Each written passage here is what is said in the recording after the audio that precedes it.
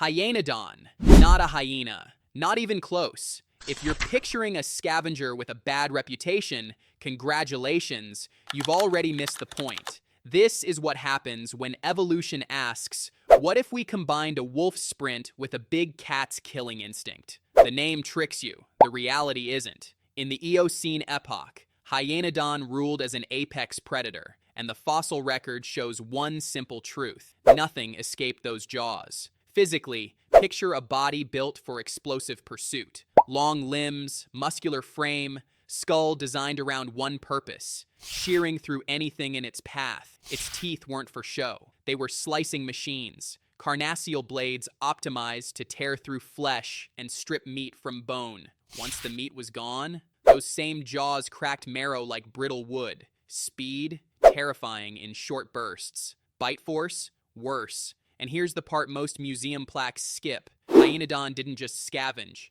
it hunted, actively, relentlessly. The real horror wasn't the size. It's that larger species likely hunted in groups, combining intelligence with brutality, because at least modern wolves you can see coming. These things are coordinated. But if you think pack hunters are the worst evolution produced, wait until you meet something that doesn't need strategy, just rage. Hell pig. Hell pig isn't a creative naming, it's a warning label. People hear pig and think of farm animals. Wrong family tree entirely. During the Oligocene, Entelodon wasn't even related to pigs. Closer to hippos and whales, if you can believe it, which somehow makes it worse. Massive head, disproportionate to its body, like someone attached a wrecking ball to a tank. Those jaws could crush bone, tear flesh, and demolish anything unfortunate enough to cross its path. Opportunistic scavenger that used sheer size to bully actual predators off their kills. Fossils show healed wounds on skulls, not from defending itself, from fighting each other, for dominance, for territory, for the right to steal someone else's dinner. The bite force alone could shatter vertebrae. The temperament? Violently opportunistic. It didn't wait for prey to die. It participated enthusiastically in making sure it did. And here's the irony. Modern hippos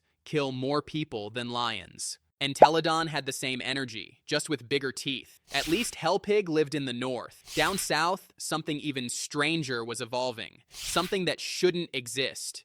Proborhyaena. South America's answer to the question nobody asked. What if a hyena evolved completely independently from a different branch of the mammal family tree? During the Oligocene, while placental mammals dominated everywhere else, South America developed its own nightmare fuel. Proborhyaena was a bone-crushing specialist with jaws designed for one job: maximum damage, minimum effort. This wasn't a marsupial. This was a sparassodont, South America's shadow mammals that evolved before true marsupials even perfected pouches. Size comparable to a grizzly bear, but built with the aggression of a pit bull. Those teeth weren't for precision kills. They were for dismantling carcasses and anything still moving. Hyena-style scavenging meets apex predator aggression. It didn't chase prey for miles. It didn't need to. Ambush tactics, overwhelming bite force,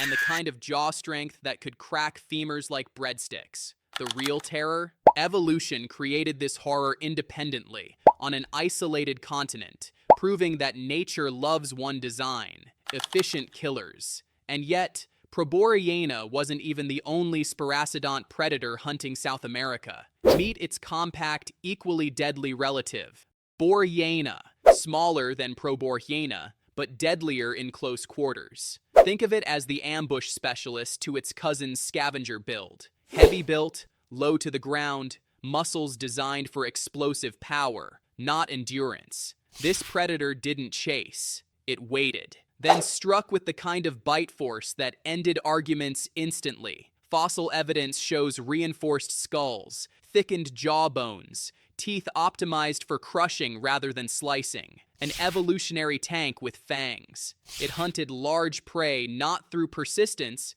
but through overwhelming violence in the first 3 seconds. The strategy was simple: get close, bite something vital, don't let go. Modern jaguars use similar tactics, crushing skulls with single bites. Borhyaena perfected this millions of years earlier. as a Metatherian predator that had nothing to do with modern carnivores. And here's the cruel irony. It looked almost manageable. Compact frame, not towering or monstrous, right until those jaws opened. But compact killers eventually give way to something faster. Lycopsis, the wolf-like nightmare South America didn't need, but absolutely deserved. Smaller than its bone-crushing cousins, but that's like saying a bullet is smaller than a cannonball. Still deadly, just more precise. Lycopsis was built for pursuit. Long legs, lean frame, teeth designed for slicing rather than crushing. It didn't overpower prey with bite force. It bled them out with surgical efficiency. Sharp, blade-like teeth that could tear through hide and muscle, creating wounds that never stopped bleeding. Fast enough to chase down anything that ran. Smart enough to target the vulnerable. Throat, tendons, arteries. The fossil record shows something interesting. Wear patterns on teeth indicate repeated slicing motions. Not biting and holding. Biting and ripping again and again. This predator understood something modern wolves still practice. You don't need to be the biggest killer, just the most persistent. And yet, persistence isn't always necessary. Sometimes you just need to be savage. Arctodictis. Size is a lie. This weasel-badger hybrid nightmare proves it. Small compared to every other predator on this list, but small is relative when you're a carnivorous specialist with the attitude of something 3 times your size. Arctodictis was what happens when evolution decides aggression doesn't require mass.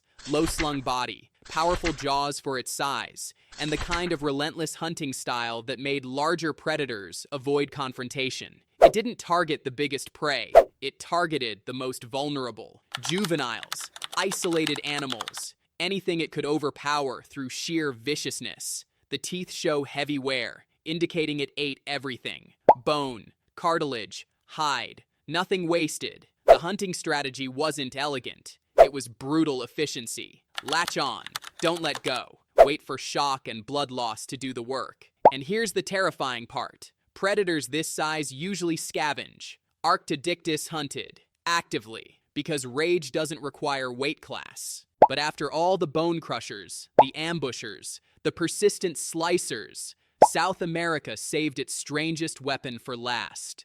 Thylacosmilus, the Sparacidont that looked at saber-tooth cats and said, "I can do that, differently, without being related to you at all." This wasn't convergent evolution happening millions of years apart. Machairodont cats were already perfecting sabers when Thylacosmilus showed up in the late Miocene, but this thing took a parallel design and added its own nightmare twist. Those sabers weren't just long teeth like Smilodons. They were rootless, ever-growing tusks that anchored deep into the skull, more like a rodent's incisors than a cat's canines. Precision killing instruments that required mathematical accuracy to deploy. Thylacosmilus didn't bite randomly. It calculated. Target the throat. Sever the windpipe.